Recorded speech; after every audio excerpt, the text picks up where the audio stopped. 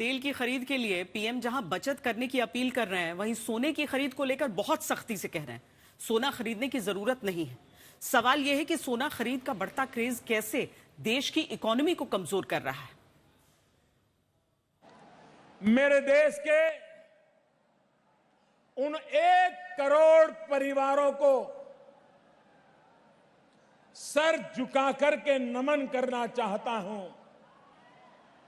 करीब 1 करोड़ 10 लाख से भी ज्यादा ऐसे परिवार हैं जिनको मैंने कहा था कि अगर आप खर्च कर सकते हो तो रसोई गैस की सब्सिडी क्यों लेते हो। मेरे देश के लोग कितने महान हैं। अगर कोई अच्छा काम हो तो सरकार से भी 2 कदम आगे जाकर के चलने के लिए तैयार रहते हैं। साल 2015 में प्रधानमंत्री नरेंद्र मोदी ने एलपीजी गैस पर सब्सिडी छोड़ने के लिए गिव इट अप अभियान शुरू किया। साल भर के भीतर 1 करोड़ 15 लाख उपभोक्ताओं ने तब प्रधानमंत्री के कहने पर अपनी मर्जी से एलपीजी गैस की सब्सिडी छोड़ दी। लोगों के इस त्याग ने सरकार के उस बड़े संकल्प को मजबूती दी, जिसके कारण आज 10 करोड़ से ज्यादा गरीब महिलाएं धुएं से मुक्त रसोई गैस का फायदा पा रही हैं। लेकिन सवाल है कि क्या ऐसा सोने को लेकर भी होगा, जिसका महिलाओं से ही सबसे ज्यादा गहरा रिश्ता है, जिसका हिस्सा महिलाओं की पूंजी में सबसे ज्यादा है। सवाल है कि जो सोना समृद्धि का प्रतीक माना जाता है, उसकी खरीद साल भर तक लोग ना करें, ऐसी मांग प्रधानमंत्री की तरफ से क्यों की जा रही है। एक जमाना था जब संकट आता था, कोई युद्ध होता था तो लोग देश हित में सोना दान दे देते थे। आज दान की जरूरत नहीं है, लेकिन देश हित में हमको ये तय करना पड़ेगा कि साल भर तक घर में कोई भी फंक्शन हो, कोई भी कार्यक्रम हो, हम सोने के गहने नहीं खरीदेंगे, सोना नहीं खरीदेंगे। सवाल है कि ऐसा क्या हो गया जिसकी वजह से प्रधानमंत्री मोदी को साल भर तक सोने की खरीद से परहेज करने की अपील करनी पड़ी। और अगर उनकी अपील पर 1 साल तक भारत के लोग सोना नहीं खरीदे तो उससे भारत को कितनी बचत होगी। भारत में हर साल सोने के आयात पर लाखों करोड़ रुपए खर्च हो रहे हैं। साल 2024 से 25 में यह आंकड़ा 4.89 लाख करोड़ रुपए था, जो साल 2025-26 में 6.40 लाख करोड़ रुपए तक जा पहुंचा। वर्ल्ड गोल्ड काउंसिल की ताजा रिपोर्ट कहती है कि 2026 की पहली तिमाही में भारत में निवेश के लिए सोने की मांग गहनों से भी ज्यादा है। मतलब सोना अब सिर्फ शादी ब्याह में खरीदने की जरूरी चीज से आगे बढ़कर निवेश का भी हिस्सा हो गया, जिसकी कीमत 5 साल में 3 गुना बढ़ गई और इसकी खरीदारी को लेकर नए सिरे से लोगों की दिलचस्पी देखी जा रही है। वर्ल्ड गोल्ड काउंसिल के मुताबिक भारत दुनिया में सोने का दूसरा सबसे बड़ा खरीदार है। ग्लोबल डिमांड में भारत की हिस्सेदारी 26% है, जो भारत से कई गुना बड़ी अर्थव्यवस्था वाले चीन से सिर्फ 2% कम है। पिछले साल जून तक में भारत में सिक्कों और गोल्ड बार की मांग में 23.9% से बढ़कर 32% तक का इजाफा आया। अचानक मांग में आई इस वृद्धि की वजह से सोने के आयात में जबरदस्त इजाफा देखने को मिल रहा है। वित्त वर्ष 2025-26 में सोने का आयात 721.03 टन रहा, जो वित्त वर्ष 2024-25 में 757.09 टन था।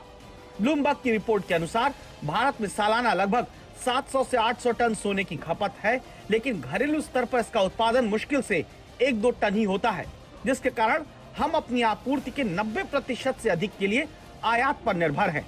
यानी भारत को सोना विदेश से लाना पड़ता है, जिसके लिए डॉलर चुकाना पड़ता है, और तब हमारा विदेशी मुद्रा भंडार कम हो जाता है।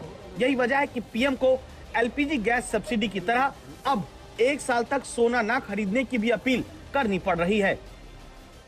आज के युग में हम बस में जाते हो, बगल वाली सीट खाली हो और हमें लगे कि चलो बगल में कोई पैसेंजर नहीं है तो जरा ठीक से बैठूंगा, आराम से प्रवास करूंगा।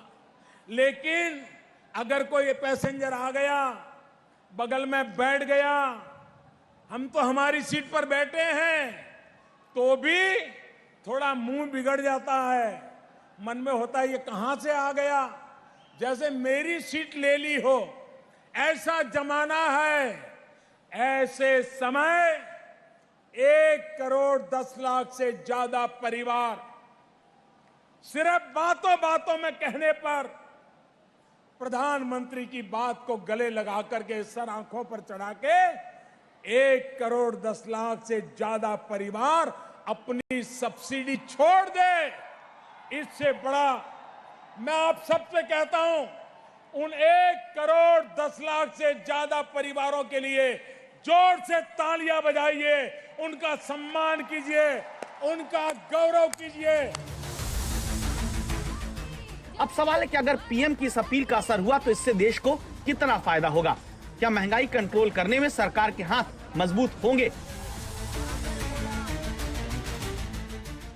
अगर प्रधानमंत्री की अपील लोग मान लें तो सोने के आयात में फौरन कमी आएगी। इसका असर सीधे भारत के खजाने पर पड़ेगा। अगर सोने के आयात में 30 से 40% की गिरावट आती है तो देश को लगभग 20 से 25 बिलियन डॉलर की बचत होगी। अगर सोने के आयात में 50% की गिरावट आती है तो 36 अरब डॉलर की बचत होगी।